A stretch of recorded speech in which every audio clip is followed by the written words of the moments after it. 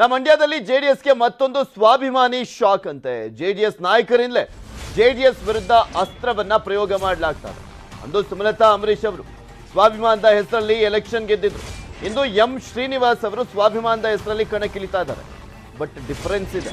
ನಾಯಕರ ವರ್ಚಸ್ಸು ಅವರು ಎಷ್ಟರ ಮಟ್ಟಿಗೆ ಪ್ರಬಲರಾಗಿದ್ದಾರೆ, ಪ್ರಭಾವಿಯಾಗಿದ್ದಾರೆ ಅನ್ನುವಂಥದ್ರ ಮೇಲೆ ಡಿಪೆಂಡ್ ಆಗುತ್ತೆ.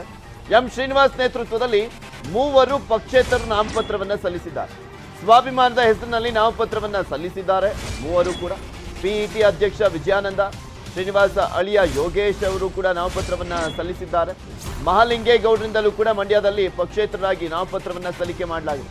ಮೂವರಲ್ಲಿ ಒಬ್ಬರನ್ನ ಚುನಾವಣೆಯ ಕಣಕ್ಕಿಳಿಸುತ್ತೇವೆ, ಕುಮಾರಸ್ವಾಮಿ ಸುಳ್ಳು ಹೇಳಿದ್ರು ಅಂತ ಶ್ರೀನಿವಾಸ್ ಕಿಡಿಕಾರಿದ್ದಾರೆ. ಇವರ ಅಸಮಾಧಾನ ನಿಜಕ್ಕೂ ಅಲ್ಲಿ ಜೆಡಿಎಸ್ ಅಭ್ಯರ್ಥಿಗೆ ಗೆಲ್ಲುವಂತ ನಿಟ್ಟಿನಲ್ಲಿ ತೊಡಕಾಗುತ್ತಾ ಅನ್ನುವಂಥದ್ದನ್ನ ಕಾದು ನೋಡಬೇಕಾಗಿದೆ. ಯಾಕಂದ್ರೆ ಜೆಡಿಎಸ್ ನಲ್ಲಿ ಆಕ್ಚುಲಿ ಇವ್ರಿಗೆ ಬೇಡ, ಇವ್ರ ಅಳಿಯಂಗಾದ್ರೂ ಕೊಡ್ತಾರೇನೋ ಅನ್ನುವಂತ ಲೆಕ್ಕಾಚಾರ ಇತ್ತು. ಆದ್ರೆ ಫಸ್ಟ್ ಲಿಸ್ಟ್ ಅನೌನ್ಸ್ ಆದಂತ ಸಂದರ್ಭದಲ್ಲೇ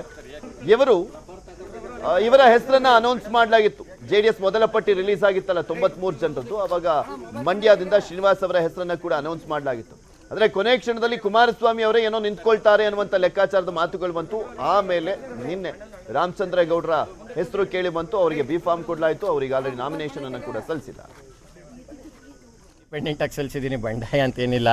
ಈಗ ನೋಡಿ, ನಾನು 12 ವರ್ಷದಲ್ಲಿ ಪಾರ್ಟಿಯಿಂದ ಇದ್ದೀನಿ. ನಾನು ಯಾವುದು ವೈಯಕ್ತಿಕವಾಗಿ ಮೇಲೆ ಬೇಜಾರಿದೆ, ಯಾರ ಮೇಲೆ ಏನು ದ್ವೇಷ ಇಲ್ಲ. ಯಾಕಂದ್ರೆ ನಾವು ಭಾಳ ಆಸೆ ಇಟ್ಟಿದ್ದವರು. ಈಗ ನಮ್ಮ ಕುಟುಂಬನೂ ಸಮಾಜ ಸೇವೆ ಮಾಡ್ಕೊಂಡು ಬಂದಿದೆ ಈ ಜಿಲ್ಲೆಯಲ್ಲಿ. ಬೇಸರ ಆಗಿದೆ.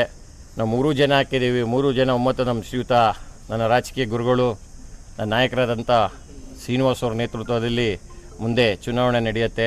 ಮುಂದೆ ನಾವು ಕೂತು ಮಾತಾಡಿಕೊಂಡು ನಾವೆಲ್ಲ ತೀರ್ಮಾನ ಮಾಡ್ತೀವಿ. ತಮ್ಮೆಲ್ಲರೂ ಸಹಕಾರ ಭಾಳ ಮುಖ್ಯ. ನಾನು ಮಾಡಿದ್ದೀನಿ, ಯೋಗೇಶ್ ಅವ್ರು ಮಾಡಿದ್ದಾರೆ, ಮಹಾಲಿಂಗೇಗೌಡರು ಮಾಡಿದ್ದಾರೆ. ಇಲ್ಲ, ಅವ್ರು ಮಾಡಿಲ್ಲ. ಎಂ ಶ್ರೀನಿವಾಸ್ ಅವ್ರು ಮಾಡಿಲ್ಲ.